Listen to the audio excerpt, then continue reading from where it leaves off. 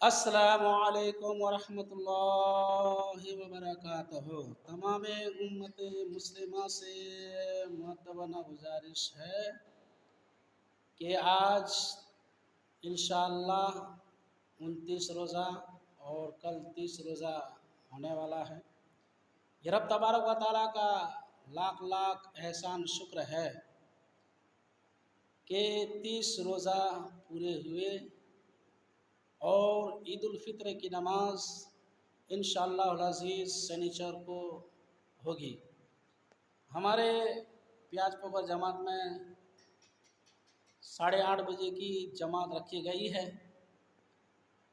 और ये वीडियो अगर आप तक पहुँचे तो ज़्यादा से ज़्यादा शेयर कर दें, शेयर करें और कमेंट में अल्हम्दुलिल्लाह माशाअल्लाह लिखें। अस्सलामु अलैकुम वरहमतुल्लाहि वबरकातुहू।